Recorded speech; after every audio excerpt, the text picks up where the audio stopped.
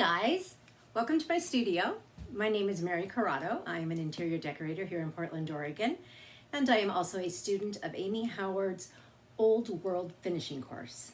And this course has taught me so much. It's just been unbelievable. And not only can you learn to paint furniture, you can also learn to paint fabric. That's what I'm going to show you today, is how I created the fabric for this stool that I have here. Let me turn down the camera and I will show you and I will explain. Chinoiserie aged, crusty, fabulous fabric.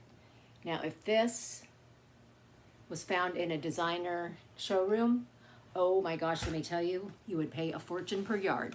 But let me tell you what this is made out of. And you can make this too. It's unbelievable. Let me put it down and I'll show you. This fabric is made, and I'm going to turn it down again. This fabric is made from burlap. Just regular craft store burlap. The natural jute, super inexpensive. You can't beat it. Everyone can do this. Okay, not only is it burlap, it is Amy Howard's Venetian Plaster. This stuff is fabulous. We are going to plaster onto the burlap and then continue with some stenciling, some milk paint, some aging, and all that good stuff, and you will have created this gorgeous, gorgeous fabric. Now, the Venetian Plaster is made with 3 ingredients only. It is made with lime, calcium carbonate, which is chalk, and marble dust. And this stuff mixes up beautifully with just water, and you trowel it on. And some people have trowels. I just have my scraper, metal scraper spatula thing. It works beautifully. Now what I'm going to do is I'm going to demonstrate it here on a smaller sample of fabric, just so you guys understand the process, and then you can work on something larger when you are ready. Now, what I want you to do is come on, say hi, tell us who you are and where you're from. Okay, let's get started. I'm going to show you how to create the fabric. Don't mind the squeakiness as I keep moving the camera. Okay, so what we're going to do is we start with Venetian Plaster. Don't have a spoon with me, so I'm just going to kind of scoop some into my bowl. And what you want to do is you want to mix this with warm water, just regular tap water, and you are going to mix this to the consistency of sour cream. So it's not too thick, not too thin. I always have to kind of work in a little bit of water at a time so I don't overdo it.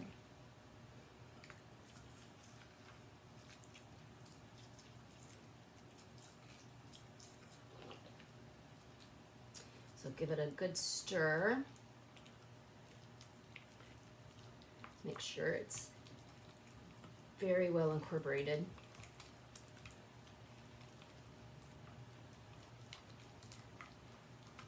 This is kind of a thick sour cream to me. Let's just keep stirring it so we get the clumps out. And it's nice and smooth and ready to go onto the burlap.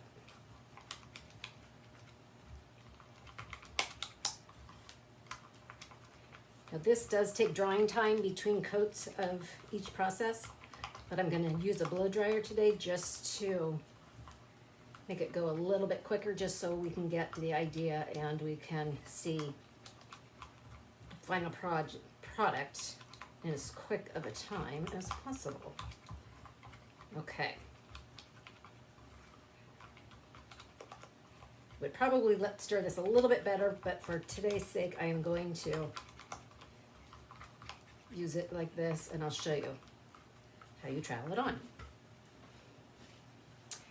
I like to use the flat. I know this has like a little beveled edge. I tend to use this flat edge. And you just add your plaster, just like that. See, it's thick. And then you just start to apply it. You want to definitely have, this would probably take 2 coats because you want it to really kind of cover. Right now you can still see the burlap, but like I said, for today's purposes, it's a little bit of a quick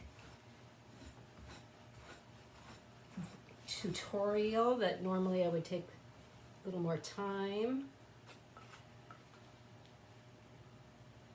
Let's get this plastered on here.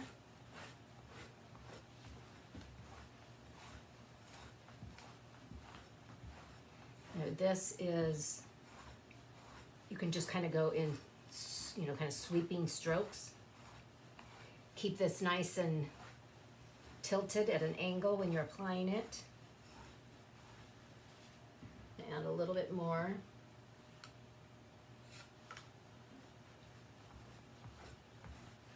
Just so we have enough surface to show you the process of the whole fabric. Okay.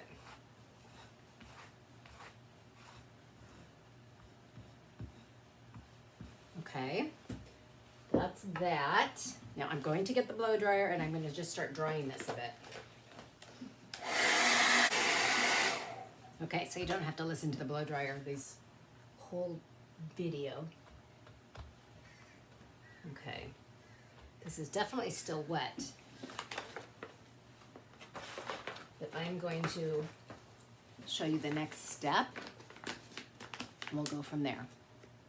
After we do the Venetian plaster, granted 2 coats we would like. This, we would want it definitely a little bit thicker and a little less textured. So it's a nice smooth finish on here.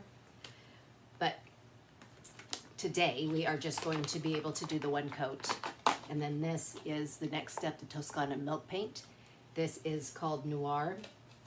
And milk paint comes in a dry form, because if you were to use milk paint, mix it up wet and leave it on the shelf, it would only last about 2 weeks because it does have casein in it, which is a milk product, and it will spoil just like milk. So this is a non-VOC. This is a almost like Amy says, shopping at the grocery store kind of a product. So what we do is we add some powder to our bowl. And this is the color of it when it's dry. And you're going to mix 1 part milk paint to 1 part water. This is a bit of a thinner kind of a paint. Right now I'm just getting it into kind of a paste so I can get it nice and mixed together.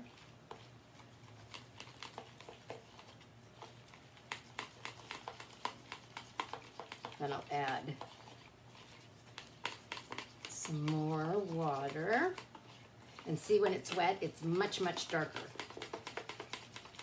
But it will dry back down to its dry color. Okay, let's get some more water in here.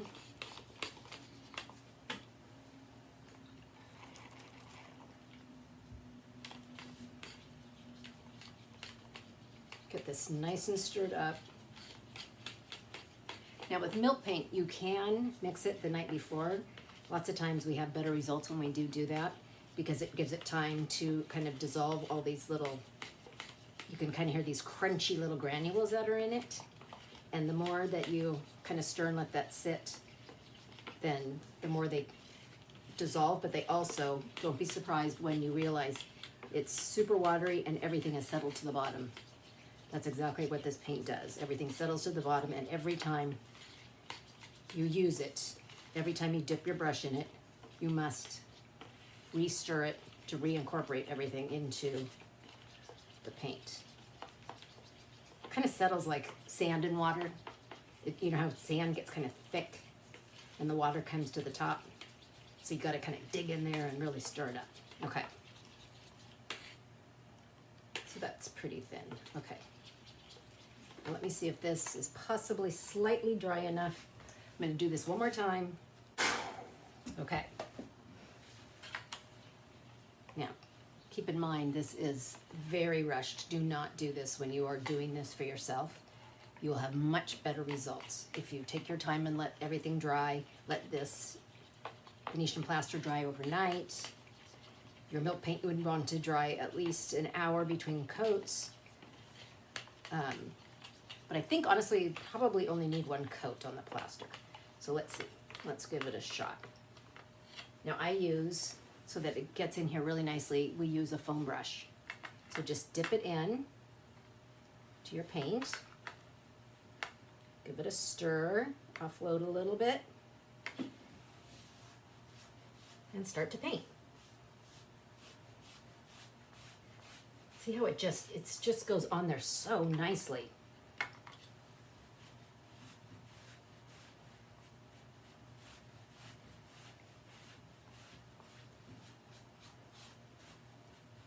This stuff is so fun to work with.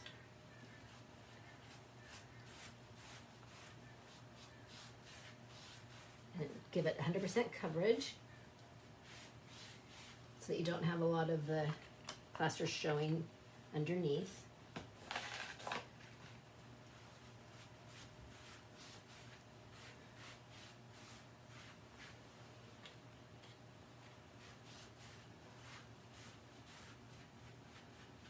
Okay.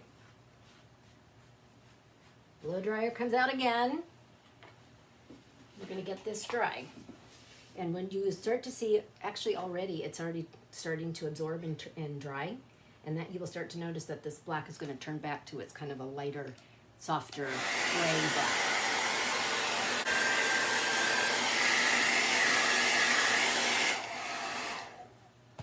Okay, I apologize for all the blow drying.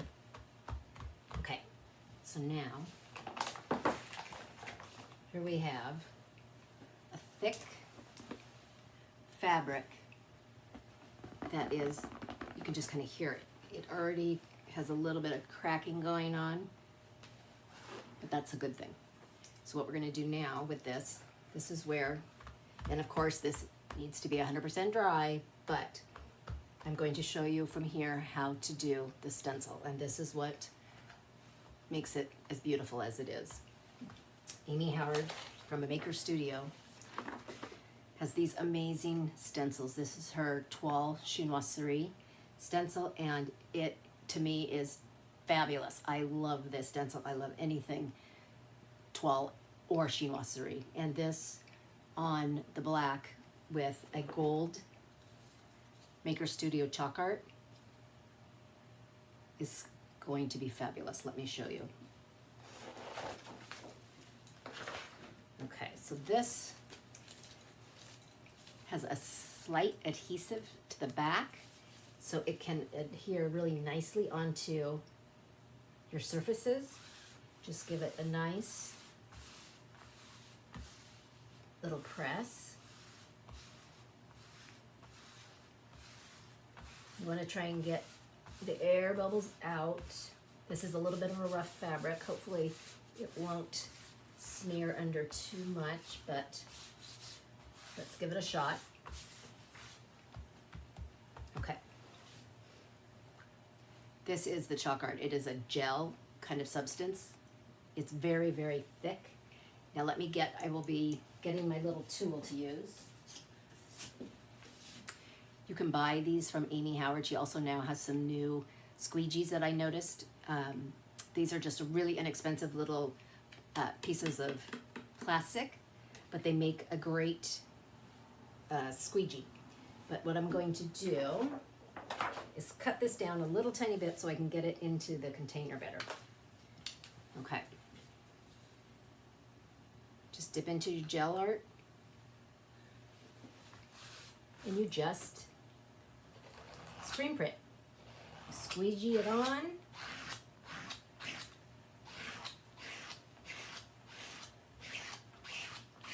Super easy, super, super fun. I love doing this. When I was first married, my husband and I opened our own design and screen printing shop. And although I always did the design and never did the screen print. Kind of wishing I'd been able to do the screen print after I'm doing this. This is so much fun. Although I know the screen printers would probably laugh at me and say this isn't nearly that easy, but it's fun for me. So, okay, let's see what happens. Lift it up. There you have it. Turn it around and show you. We suddenly have a beautiful toile of fabric. Isn't that cool? Now the thing about this, and because it's not perfectly dry and everything, I'm getting like some interesting textures on there that you probably won't if you follow the proper steps and you make sure everything is, you know, dry in between and all that good stuff. But this is with the gel ink and the chalk art. And again, I'm gonna have to apologize and blow dry this because from here, we are going to show you how to antique it. But actually, you know what? I have this piece that I have done before, and this is totally dry, so I think I will take over from here because this way we can continue and it will give it the proper effect. Okay, so let me put this aside. And here I have my little piece I'm going to turn towards me. And from here, because it's so garish, which is really beautiful in and of itself, but to me that's just way too garish. I want something that's like the fabric on my stool, much more antiqued, much toned down, so it doesn't jump out at you and glare at you. I want it to feel like it's very old and very worn. So from here, we are going to do a glaze. We have to do a sealant and a glaze on this. So let me do our quick sealant. This is Amy Howard's matte sealer. Can you see that? I just dip. I should probably put it in a bowl, but sometimes I just dip in and it seems fine. Okay, and just give this a good roll. You need to seal this chalk art because it is water-based. And actually, if you were to stencil and you didn't like the way it turned out, you can wash it right off and you can start again. Okay, now I'm gonna blow this dry. Okay, now we have to make a glaze to go over this. And this is used with 1 part 1 step black paint, 1 part glazed over, and 2 parts glazed over, excuse me. 2 parts of glazed over, 1 part black milk paint, and 1 part water. So let's get this mixed up. Find my little opener.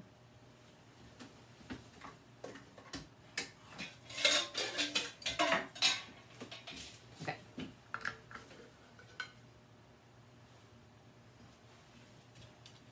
So 2 parts glazed over. I'm not going to do very much of this because it's such a tiny piece. So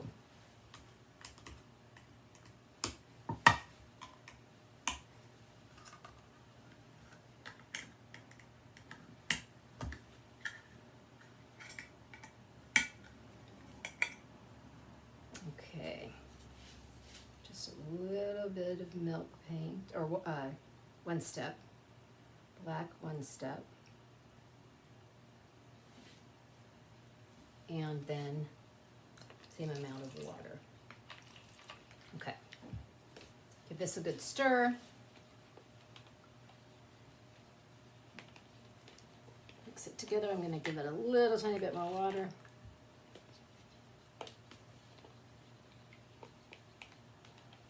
And I am then going to grab another foam brush. Offload a bit and then brush this on.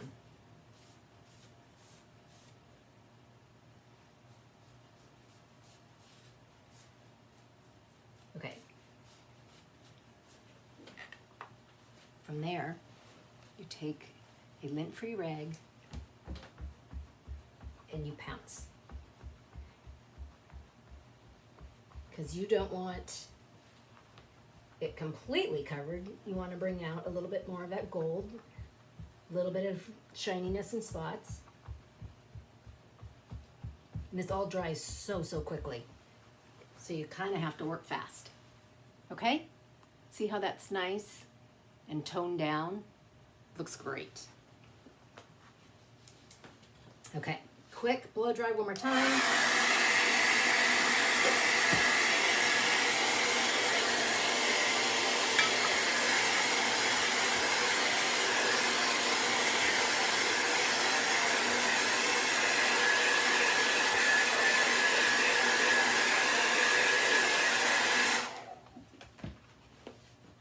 Okay, I'm dry just a touch more.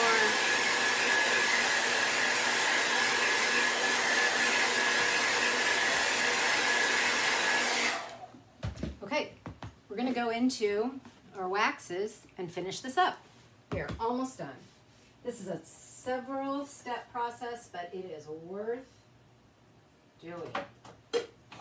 Just so satisfying. Okay. So let's see, let me grab a cardboard.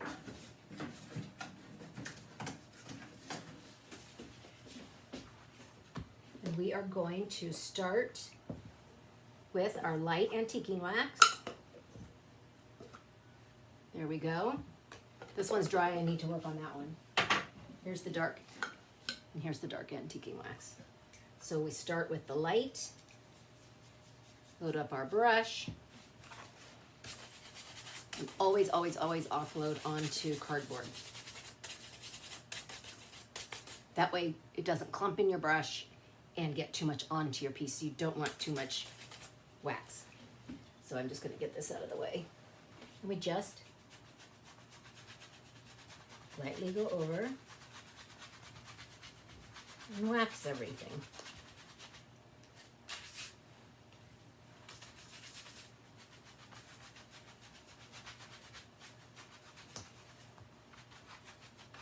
Okay. Let's fan this a little bit. You want this always to come to tack, which means your wax dries a bit, because when you first put it on, it's definitely kind of greasy feeling, and you want that greasy feeling to go away so that it's dry enough for it to be ready to take some dark wax. If you were to put on the dark wax before this comes to tack, it would actually start to combine with the light wax and create its own color, and you do not want that to happen. That's not desirable. So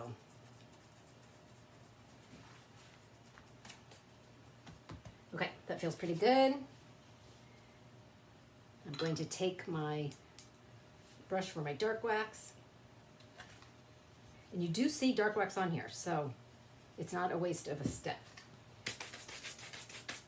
Upload, and then you carefully go through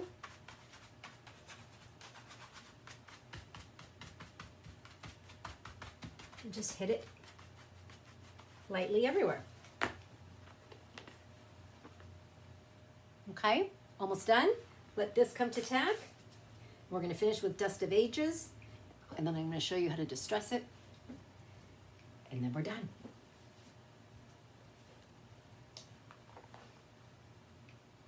So pretty. I just love this. This would be such a pretty little picture framed, just as is. So beautiful. Okay. Here's another fun part. You take your Dust of Ages, and this will help get into the kind of the crevices. Just kind of brush this all over.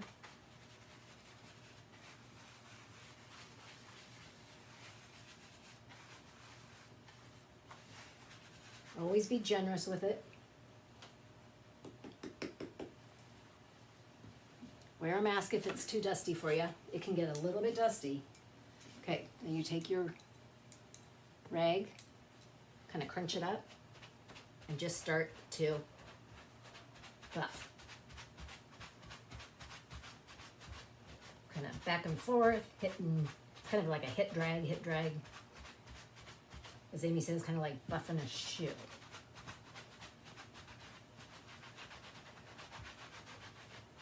Now you're going to start to see a beautiful sheen.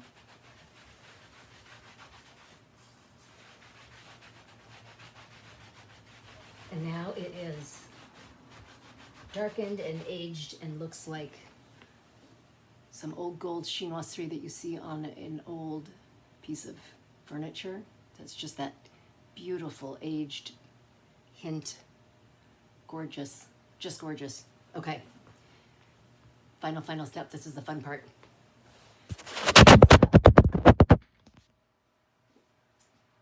Don't forget to say hi. Tell us where you're from. We would love to hear from you. So this part is where you roll it. Keep rolling. You give it kind of a good crunch. It's dry so you can feel it. You can kind of hear it. When you unroll it, look at that. Isn't that awesome? It's started to show the plaster. And this is how you get that beautiful aged fabric. It's almost an embossed type of feeling.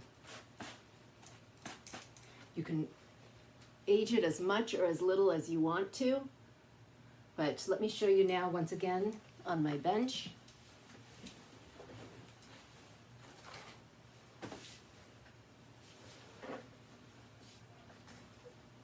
This is what it looks like. It is so fun and so fabulous. And these are my little shining stars in my room. I just love them. Well, thank you for watching. I know this was a little bit of a long one with a lot of blow drying, but it's worth the time and the effort to create such a beautiful piece of fabric. And so thank you so much, and I hope you enjoyed it, and I hope to catch you next time. All right, bye-bye.